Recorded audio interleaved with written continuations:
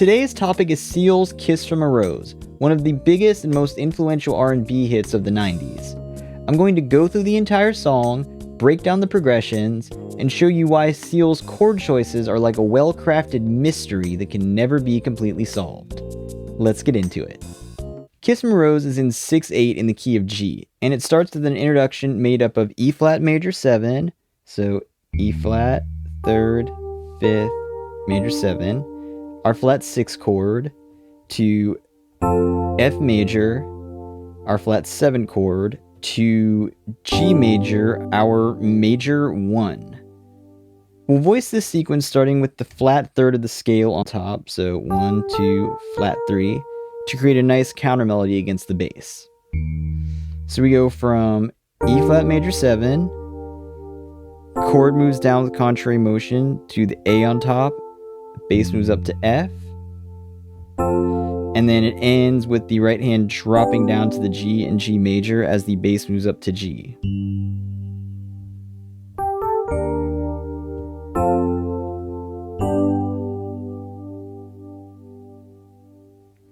Now notice I didn't say if the key was G major or G minor because the song never really settles into either key, and it never uses a 5/7 chord or even a standard 5 chord going to 1 to settle the issue. There's no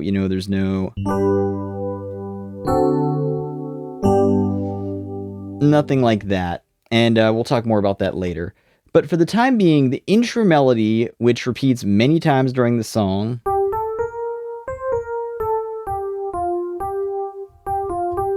is set to the G minor scale, even using the minor 7 over the 1 chord. So do do do do do do, and then the melody still goes. Although when we hear it repeated just a little bit later, we hear it with the major 3rd over that as the harmony. So do do do do do do do, and then we have, which makes it more confusing. Now that we're starting the verse, you might hope that Seal gives us some clarity regarding the key, but no luck here. Instead, Seal uses the same chords that we heard in the introduction with the 2 bars swapped, which previous viewers know as the 90s R&B progression. Major 1, to flat 6, E flat, to flat 7, F, to 1. Now the flat 6 and flat 7 chords would normally suggest a minor key, so something like. But as we discussed in the 90s R&B chords video, this era of R&B would regularly alternate flat 6 and 7 chords with a major 1 chord to blur the sense of key, also known as a backdoor dominant resolution or coming in through the back door. Seal also messes with our sense of time by extending half the bars in the first verse to 9/8, or 3 groups of 3 in the bar instead of 2. So like, there used to be a graying tower alone on the sea. 2, 3, you 2, 3 became 2, the light on the dark side of me. So that was an extra beat there, because instead of going 1, 2, 3, 1, 2, 3, 1, 2, 3, 1, 2, 3, we went 1, 2, 3, 2, 2, 3, 3, 2, 3, then back to 1, 2, 3, 2, 2, 3. Before we go to the pre-chorus, there's an extra chord sequence that only happens during the first verse. Seal starts the 3rd line, love remains, so love remained, over the G major chord, and then we get this new sequence that descends from F major, our flat 7, to 4, C major, our first time hearing this chord in this song, and back to G major. So that's 1, 2, 3, love remain, a drug that's the high and not the pill. It's a nice, lighter touch, and it offsets the darker metaphors for addiction in lyrics. Seal also might have been trying to make every verse unique in some way, and that certainly works. Now let's take a look at the pre-chorus. We have a new melody, Did You Know, over G major, even highlighting the F sharp from the G major scale. So, but did you know? And then we have a second line that goes, when it snows, which unexpectedly the chord underneath there changes to G minor. That when it snows. With the vocal melody highlighting the third for both chords. So when it's G major, it goes, did you know? B natural, major third. That when it snows. B flat, minor third. This is brief, but it throws you off guard, and that launches us straight into a couple of bars of building tension with the flat 6 and 7 chords alternating back and forth for an extra bar. My eyes become large in the light that you shine can't be. And then finally, we resolve to major 1 after that bit of minor. C. And just to mess with you going into the chorus, we've gone from minor to major. CeeLo's going to sing a B flat, the minor third, over this G major chord for the first note of the chorus. So he's going to go, baby.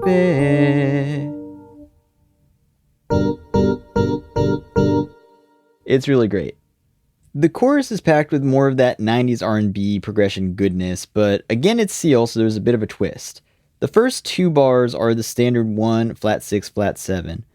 Baby, I compare you to a kiss from a rose on the grave. And then the next cycle is, instead of being E flat F, it's just going to be, ooh, the more I get of you, the just flat 7. Stranger it feels, yeah. Clever little variation there. And then bars 5 and 6 give us the standard progression again. So, yeah. And now that you're... And now we're going to get a surprise extension that gives us the E flat and the F, but then we're going to repeat those again to build tension again. Roses in bloom. We're expecting the 1, we don't get it. The light hits the gloom on the gray. Brings us to another repeat of the intro progression.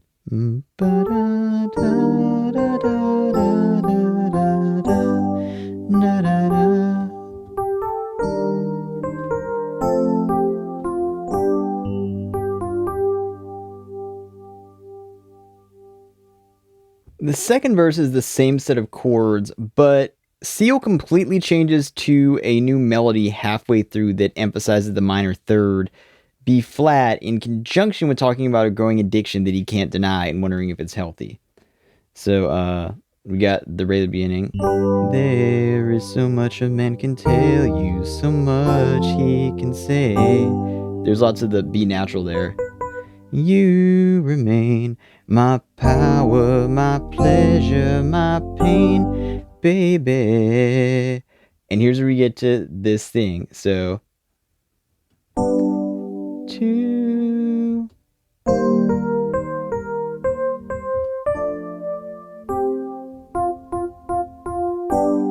All of a sudden here we have G minor emphasized. 7, and then major 1 again. This is great word paintings. He's saying, this is an addiction. Is it healthy? I can't deny it. And you're hearing this minor melody, but like so many things he does in the song, he does it so smoothly that you don't even notice he's doing it, but subconsciously you register something's changed here, something's darker. After that, we go through another pre-chorus and chorus that are the same as the first. And the second chorus ends with another couple rounds of the intro chords. This time with what I think is a soprano sax solo. I used to think there was a clarinet, but I'm pretty sure it's a soprano sax that gets extended by a couple bars with the anticipation building E flat F or flat 6, flat 7 sequence that we've heard at the end of the chorus and the pre-chorus. So.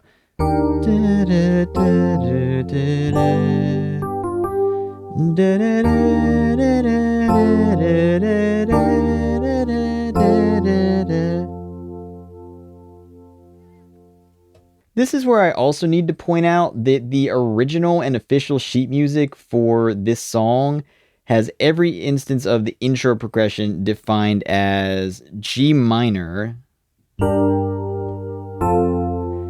F major, G major.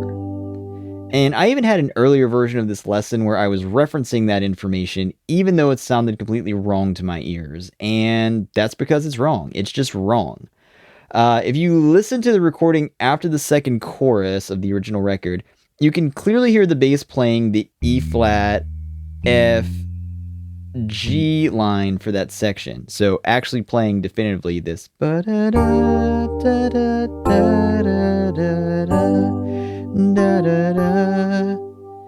And to back my conclusion up, the newer arrangements of the song also have that first chord listed as E flat major or E flat major 7. So listen to everyone. You can't always trust sheet music, and in fact, you should always take it with a grain of salt unless it's been transcribed by the original composer or artist. Now we're at the bridge, and we have a completely new chord progression in a new key center. Seal fools us again by taking that last flat 7 chord, that F, from that transition. So we've heard that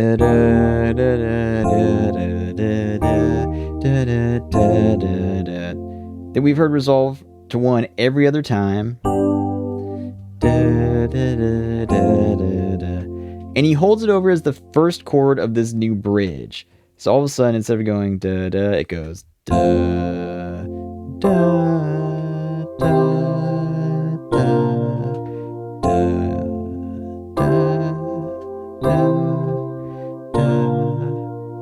And this kicks off a new cycle in the key of F, where we go from our new temporary 1, F major, going to a 5 C major chord over the F to the 5 in root position, so the bass moves up to C, and then we go down to 4 B flat, and then we start that cycle over again with 1. Again, our temporary 1, F major. We hear this 4 times with Seal singing a beautiful harmonized melody that overlaps at the end like a miniature version of God Only Knows by the Beach Boys. It's a really sweet intermission, and it's a effective offset to the kind of major minor G tonality of the rest of the song, just going to this very simple, clear F major.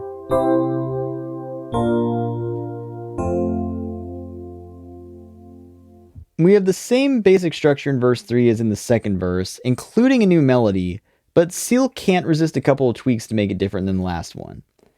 First, he randomly removes a beat of rest in the first half and has a bar of 6/8 or 2 beats where we were used to hearing 3 the first time. So, there is so much a man can tell you, so much he can say. So this first time he went say 2, 3, you remain my power. When we hear it the second time, it's tell you so much he can say, you remain my. There's no break there. The two run right into each other. And then when he goes up, my power, my pleasure, my pain, there's a quick hit and a bit of silence there, followed by a one-time shimmering cluster chord with F, G, B flat, and C all stacked. My pain. And kind of over the implied G there, that makes it a G minor 11.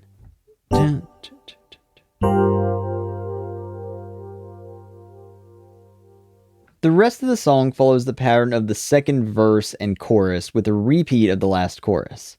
If you grew up on the Batman Forever soundtrack instead of the original Seal 2 version, like me, this is where the song faded out. We were missing out on one of the best parts.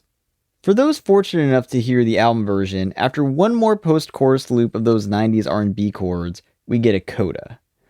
So we hear it in.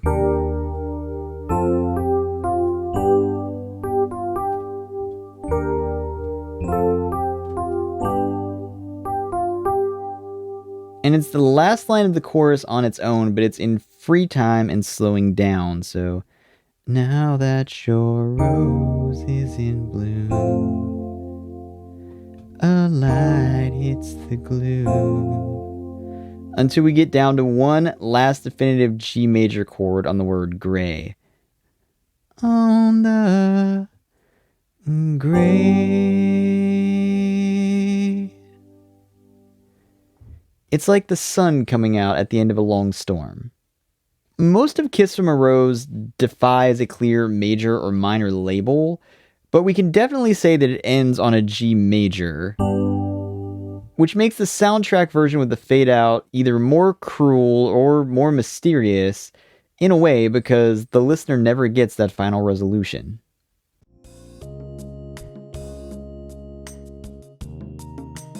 There are so many things that we can learn from this song, but let's focus on just a few. Strategically mixing parallel major and minor tonality to create mystery, using different melodies and bar lengths in different verses, repeating flat 6 to flat 7 to build tension, using subtle minor key melodies to paint lyrics, using backdoor dominance exclusively in the place of 5 or 5/7 chords, 90s R&B style, using diatonic and borrowed major chords to temporarily shift key center, and ending on a final major or minor chord for closure. That was our lesson on Kiss from a Rose. I hope you enjoyed another slice of 90s R&B. If you want to support what I do, please like, subscribe, and comment, and go check out my Patreon in the description below. If you want to learn about a more random selection of music, go check out my second channel, How Pop Music Works Live. Until next time, take care of yourself, take care of someone else, and have a good day.